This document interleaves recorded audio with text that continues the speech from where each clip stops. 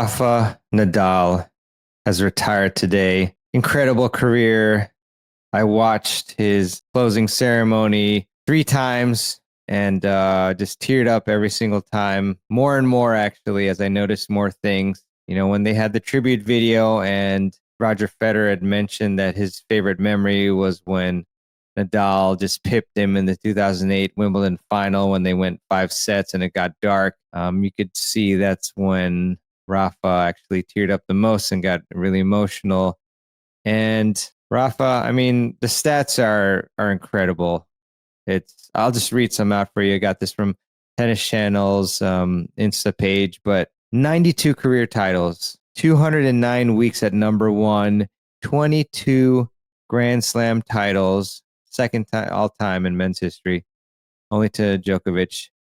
Now this next one boggles the mind. 14 Roland Garros titles.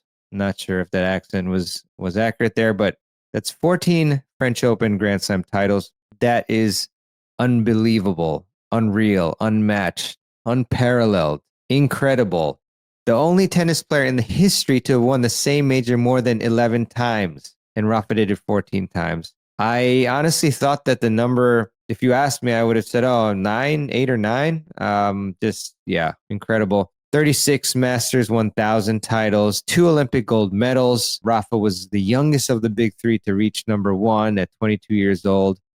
He is also the youngest man to complete a career Golden Slam at 24, and not too shabby, $135 million in career prize money earnings. I'd imagine first would probably be Djokovic or Federer, but these stats are amazing. And despite these stats, that's not what I'm going to remember Rafa for. It's for the inspiration, the motivation, the hunger, the will to win that really makes Rafa Rafa. The trademark fist pump, those huge biceps of his, just punching the air. And that is the fighting spirit. That's the fighting spirit that we all need. We need it when we are facing an opponent that we think is not beatable. We need it when we are entering a tie break to decide the match. We need it when we're not feeling our best on the court and we still, want to get that victory. It's the intensity. Whenever I think of these traits, the first player I think of is Rafa. There's no one else. Maybe if you think of, return technique or something, I'll think of Agassi or Djokovic. If I think of, footwork, like floating on the court, moving gracefully, I'll think of Federer. But funny enough, when I think of the most important traits that you need to be a successful tennis player, it's not going to be the technique. Sure, that will raise your ceiling, your potential level. Sure, strategy is very important as well. Of course, tennis is a game of chess and you want to figure out what works. But ultimately, when you get to those crunch time moments, it's going to be the tenacity, intensity, the focus, the willpower that's going to get you over the line. You're going to be very evenly matched against opponents. And, I felt this weekend, a couple matches, lost them in third set tiebreakers. And, there were certain things that could have won the match and they were pretty much mental related, and also the mental game leaks into the strategy. If you're not fully aware and set and focused with your mindset, then you can't think clearly enough and then you can't formulate strategy and then you're not going to play well. So, man, so many great memories of Rafa. One thing too is of the legends of the game, I empathize, or I don't know if that's the right word, but I most feel connected to Rafa's game. He hits with heavy topspin. I hit with heavy topspin on my forehand, especially. He gets to every ball. He runs hard. He makes shots that you wouldn't think he would make. He grinds out points. He loves the clay. These are things that I also feel as well.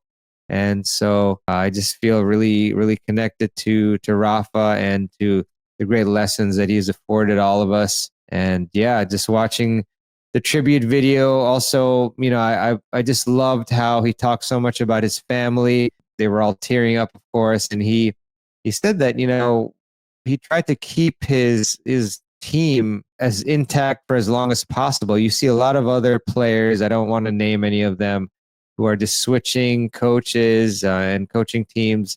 They're having like two, three coaches a year, different ones. And what Rafa said is he tries to keep these teams as long as possible so that he can forge strong relationships that go beyond tennis.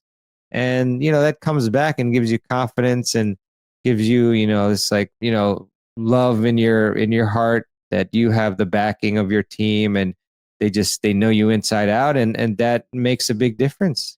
So, and he also talked about how he ultimately wants to be remembered. And this is why, again, another trait why I love Rafa. His humility, his grace, is just how humble he is. He's always saying, my opponent's, a great player, and he doesn't give excuses. And yeah, I mean, he is just the embodiment of what you want your children to be like, what you should be like on the court.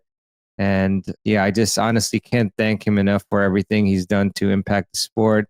He's inspired so many people. And yeah, I remember, watching so many matches with my family and friends of Rafa's. I remember I was on vacation in Orlando with my parents, and I was watching Rafa play Djokovic in the final. I can't remember if it was 2018 or 19 or something, but I remember Rafa winning, and just thinking, man, this guy is a legend. I want to go out on the clay and just hit those buggy whips, those hugely spinny forehands.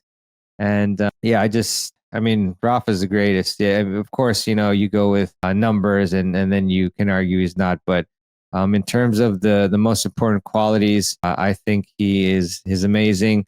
And yeah, what I'll take from him is whenever I'm going into a match, I'm gonna have the mindset of, I'm gonna give it my all. I'm gonna be as intense as possible. I'm gonna play every point like it's my last point, and give it everything. I've tried to be very consistent and work on my craft. And one thing that struck me too, among many things that Rafa said, is that he just wants to be remembered as a kid from a small town in Spain, Mallorca, who followed his dreams and worked hard all the time, every day, to do what he could and do the best that he could.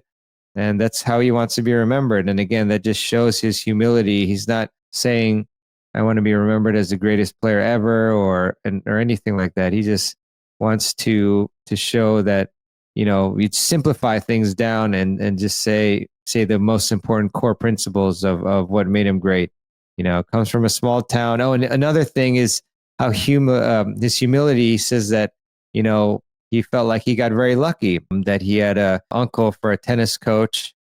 And, another lesson there is to try to surround yourself with the best people you can, in whatever you're trying to achieve, whether that's trying to be, a great player, find yourself a great coach, a great physio, who you can rely upon, maybe a mental game coach, and support system, friends, things like that. So yeah, what else can I say? Rafa, love you, man. I know you probably won't listen to this, but I think you can just feel the vibes in the universe from everyone talking about how great he is. And he'll keep inspiring people for generations to come. That's what Djokovic said in his speech, said that, his character and willpower and strength and power, but mainly the mental game, will be studied for generations to come. And definitely makes me want to, read up even more, all that I can on Rafa. So Rafa, thank you. We will, still enjoy your amazing tennis matches and